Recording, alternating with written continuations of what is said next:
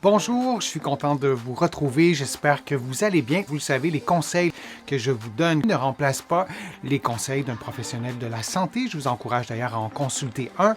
Vous allez trouver beaucoup d'informations aussi dans mes livres, notamment mon livre 99 façons de prévenir les effets du vieillissement et mon livre Lève-toi et marche. Je voulais vous parler des pistolets de massage. Est-ce que c'est bon ou mauvais pour soulager une douleur à une articulation?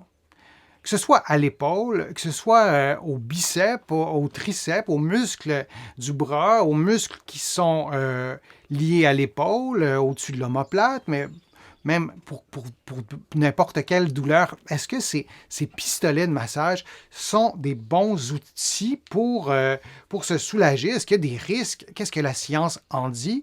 Il y a vraiment une mode, une tendance à ces pistolets-là qui coûtent parfois une fortune, qui sont parfois plus abordables, mais ce sont quand même des appareils qu'on souhaite nous vendre et en tout cas, on met beaucoup d'énergie sur ces campagnes publicitaires-là, notamment sur les réseaux sociaux. Alors, c'est quoi? Alors, c'est un mini marteau-piqueur, disons-le comme ça, qui émet des percussions, mais parfois les percussions sont si rapprochées que ça devient une vibration et c'est évidemment en vente libre. Vous pouvez acheter ça en boutique, mais vous pouvez aussi acheter ça sur le web et souvent dans des contextes où c'est peut-être pas la protection du public, elle est peut-être pas assurée à son maximum, disons. Alors ça ressemble à ça. Il y a vraiment différents formats. Il y a différents types d'embouts. Et il y a différentes capacités de la batterie, d'autonomie, comment on utilise les pistolets de massage. Si on parle de l'épaule, ça ressemble à ça. Moi, comme physiothérapeute, quand je vois ça, je me dis, me semble que de tenir le pistolet dans cette position-là, la tête penchée si on a un problème d'épaule ou de cou ou de poignet ou de coude, ça ne doit pas être très confortable, mais bon, c'est ce que j'ai à vous dire là-dessus.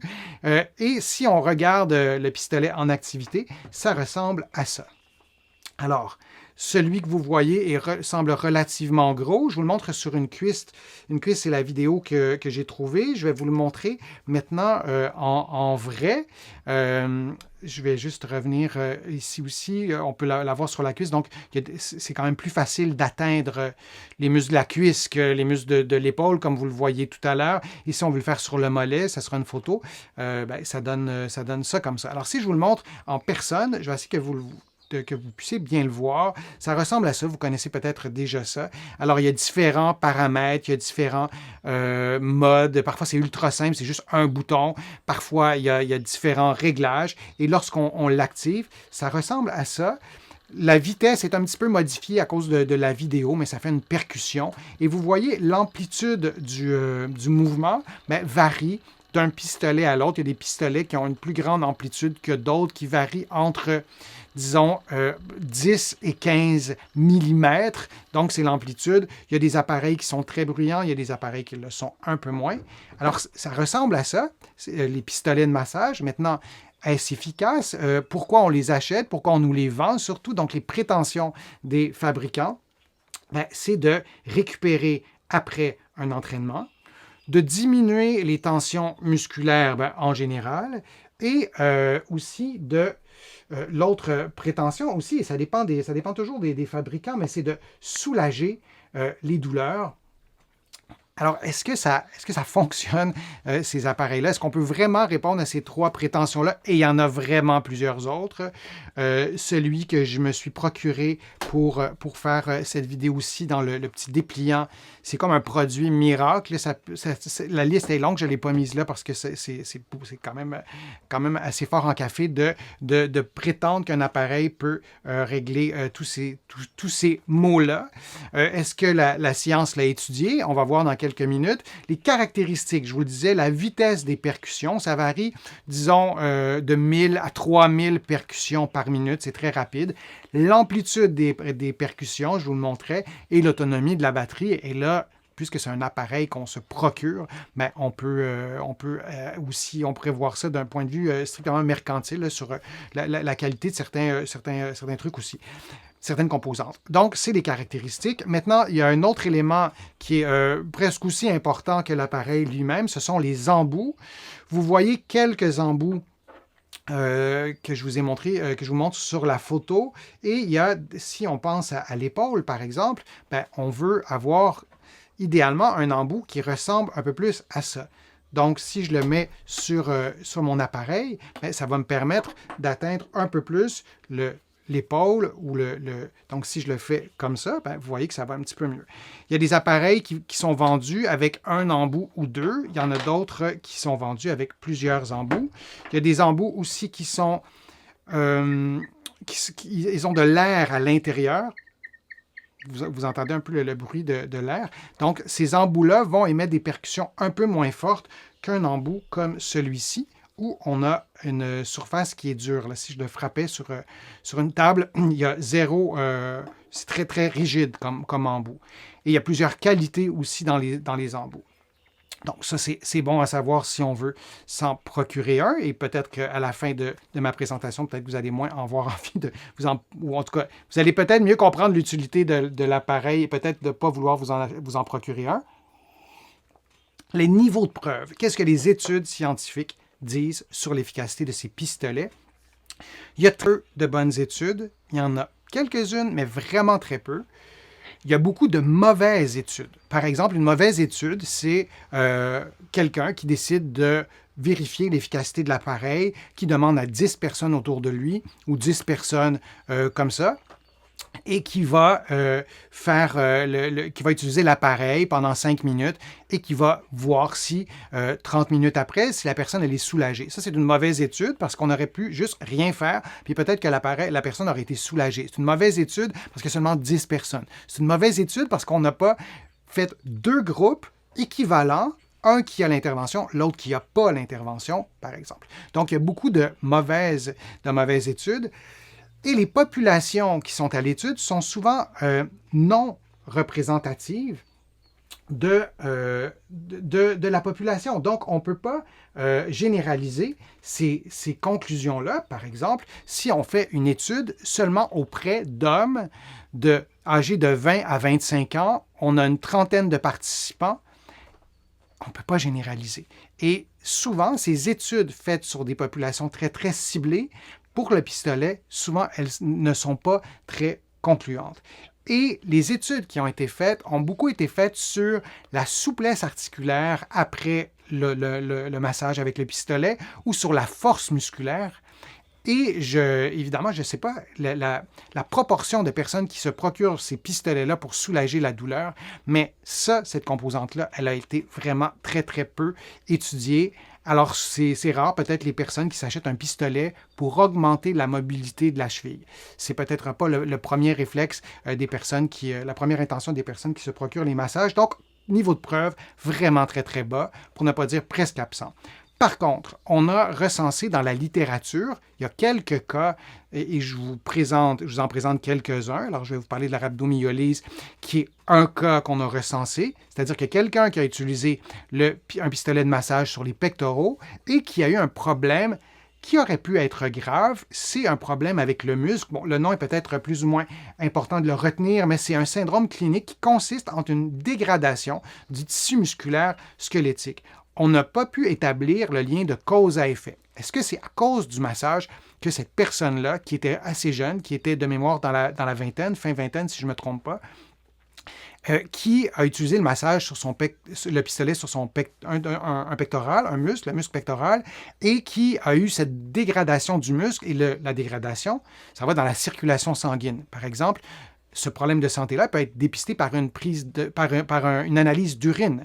Alors, vous voyez l'ampleur, la substance musculaire s'en va dans le système, ce qui peut être hautement toxique. Il n'y a pas eu de complications graves à ma connaissance sur ce cas-là, mais ça a été répertorié. Les pectoraux, c'est près de la cage thoracique, c'est près de la respiration. Donc, quand on utilise un pistolet sur la cage thoracique, est-ce qu'il y a un risque? Est-ce qu'il y a un risque énorme pour tout le monde? Probablement pas. Mais est-ce qu'il y a un risque pour les personnes qui ont certains problèmes de santé? À ma connaissance, ça n'a pas du tout été étudié. Un autre problème qu'on a répertorié dans la littérature, c'est une dissection de l'artère vertébrale, ce qui est une déchirure d'une artère, ou en ce cas-ci de l'artère vertébrale, avec éruption de sang entre les différentes couches dans la paroi de l'artère. C'est comme s'il y a du sang qui va s'infiltrer dans la paroi, pour le dire vraiment simplement. Et dans le cas répertorié, on a observé donc une dissection de l'artère vertébrale. Alors, ce n'est pas l'artère la moins utile du corps, vous l'aurez deviné, c'est plutôt le contraire. Si je vous le montre en plus gros, c'est une artère qui passe à travers vos vertèbres cervicales. C'est quand même vulnérable comme endroit. Souvent, on va dire ça, que le cou, c'est un endroit qui est fragile dans le corps. On ne veut pas consulter n'importe qui pour qu'il nous fasse des manipulations, qu'il fasse un peu n'importe quoi. Même chose pour le cou d'un bébé, par exemple. Pourquoi on dit ça? Ben, c'est entre autres parce qu'on a l'artère vertébrale qui est juste là, qui passe à travers les vertèbres, et l'artère vertébrale va, vous le voyez sur l'illustration de droite, ben c'est lié, ça le dit, l'artère vertébrale, elle est située au niveau du cou, et c'est lié à la vascularisation qui est des structures qui sont au-dessus, et on a entre autres le cerveau. Alors il y a eu une dissection de l'artère vertébrale d'une personne qui avait utilisé un pistolet de massage. On n'a pas pu établir, à ma connaissance, le lien de cause à effet, mais là aussi on était chez une personne qui était relativement jeune et qui avait des symptômes, et ce n'était pas si simple que ça pour elle de faire le lien avec les symptômes et une dissection de l'artère vertébrale. Donc, on a des cas comme ça qui sont répertoriés. Je vous en ai montré 2. Quelles sont les contre-indications? On va les voir, mais moi, je trouve ça imprudent d'utiliser ces appareils au niveau du cou. Je pense que ça devrait être clairement mentionné, jusqu'à preuve du contraire, qu'il y a un risque. Et vous pouvez imaginer, je vous ai montré l'appareil tout à l'heure fonctionner, même si on le met à une intensité très faible, ça donne des vraies percussions dans le cou. Si moi, je consultais un professionnel de la réadaptation et il faisait ça avec ses doigts, je changerais probablement de professionnel de la santé. Je ne vois pas trop l'utilité de faire ça. Si vous avez un problème de coagulation, si vous avez une maladie du sang, bien, je pense qu'on ne devrait pas utiliser ces appareils-là. Vous allez me dire, ça va de soi, mais ce n'est pas écrit tout le temps sur les manuels, ni dans les publicités. On peut se ramasser avec des bleus apparents ou d'autres problèmes de santé qui pourraient aussi être dommageables. Chez les enfants, à mon sens, ça ne devrait pas être utilisé. Et les contre-indications, je vous en ai donné quelques-unes. Si on a une douleur pendant l'utilisation, si vous utilisez un pistolet, et vous l'utilisez par vous-même, on ne vous a pas conseillé, vous n'avez pas été évalué, vous n'avez pas vu un professionnel de la réadaptation, mais peut-être que ce n'est pas une bonne idée d'utiliser un pistolet à ce moment-là. Problème lié au sang, je vous le disais, région du cou, moi j'éviterais. Problème de santé, on n'a pas testé le pistolet. Des personnes qui sont diabétiques, qui sont mal contrôlées, est-ce qu'il y a un risque? Est-ce que ces personnes-là doivent le faire au niveau des membres inférieurs alors qu'il y a une certaine fragilité si on a un diabète qui est mal contrôlé depuis longtemps? Je vous donne l'exemple de cet exemple-là, mais on n'a pas déterminé si pour certains problèmes de santé, ça peut être dommageable. Si on fait de l'ostéoporose, si on a une tendinopathie, est-ce qu'on va aller faire utiliser ces pistolets sur des tendons, par exemple au niveau de l'épaule? Ben, je ne suis pas certain. Alors, il n'y a pas de contre-indication, à mon sens, établie par l'Association canadienne ou américaine ou française des physiothérapeutes ou des kinésithérapeutes. Peut-être que ça viendra, mais je pense qu'il faut être extrêmement prudent. Moi, si j'avais à émettre des restrictions, des contre-indications, je vous donne les miennes, qui pourraient être contestées. Tout le monde ne sera pas d'accord avec moi. Est-ce que c'est utile pour l'épaule? Est-ce que c'est utile pour d'autres articulations? Ben, peut-être que ça peut être utile dans certains sens, et je vous donne mon avis sur l'utilité. Peut-être se motiver à l'entraînement. Il y a des personnes qui utilisent des pistolets de massage et ça leur fait du bien. Et c'est clair que si vous faites du sport, moi je fais de la course à pied et je l'ai testé après ma course. Moi, ça me fait du bien après la course. Ça me fait du bien aussi 24 heures après quand j'ai des courbatures.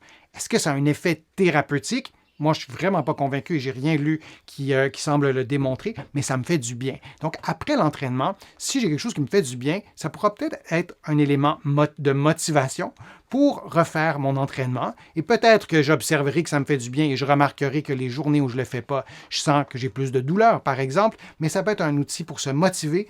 Pour se détendre, peut-être, encore faut-il percevoir la sensation de détente, mais là aussi, c'est pas pour tout le monde. Il y a des personnes qui utilisent les pistolets de massage et ça fait exactement l'effet inverse. Ça les stresse, cette percussion-là qui est quand même assez forte ne leur plaît pas. ne devrait pas être utilisé en autotraitement. Si vous avez une douleur, vous avez un problème musculo-squelettique, je déconseille l'utilisation du pistolet de massage, à moins que ça vous soit conseillé par un professionnel de la santé et qu'on utilisera avec d'autres stratégies thérapeutiques aussi. Ça fait juste des percussions. Il n'y a aucune diversité dans le type de massage que ça peut faire et ne devrait pas être utilisé sur une autre personne. Vous allez voir toutes sortes de choses sur YouTube. Il y a notamment des physiothérapeutes américains qui donnent des conseils comment l'utiliser sur une autre personne. Moi, je ne suis pas d'accord avec ça. Combien de patients, et j'ai beaucoup d'exemples de parents qui venaient en physiothérapie avec leur enfant et je leur montrais certaines techniques toutes simples. Donc, moi, je leur montrais avec leurs mains à eux, les miennes et l'enfant. Et souvent, le parent rempli de bonne volonté appuyait un peu trop fort, le faisait pas vraiment très bien. Il avait besoin d'être guidé pour faire la bonne chose. Quand on prend un pistolet, le pistolet, c'est pas des mains humaines, ça s'adapte pas. Alors, si on va appuyer un peu trop fort, si on a déjà un problème en quelque part et que c'est une autre personne qui le fait pour soi, je pense qu'il y a un risque de blessure. Alors, les pistolets de massage, bons ou mauvais, je dirais ni un ni l'autre. Est-ce que la science a démontré leur efficacité pour l'instant? C'est non. Et est-ce que ça peut être intéressant? Oui, peut-être pour nous faire du bien, pour nous motiver à faire une activité physique, pour nous détendre si ça nous détend. Les paramètres, combien de temps on devrait les utiliser? À mon sens, jamais plus que 5 minutes. Jamais de façon stationnaire. On doit bouger, on doit être en mouvement constamment. Et pour ce qui est des autres paramètres, ils n'ont pas été établis, on ne les connaît pas, on ne connaît pas l'efficacité de l'appareil selon tel ou tel paramètre. Je vous remercie vraiment d'avoir été là et j'espère que mes conseils vous ont été utiles. J'espère que les exercices aussi que je vous présente vous aident. Vous allez en trouver plusieurs sur ma chaîne. Je vous invite à contribuer à mes plateformes. Vous pouvez le faire directement sur YouTube en cliquant sur le petit cœur. Vous pouvez le faire aussi sur mon site web. Vous visitez le www.denisfortier.ca.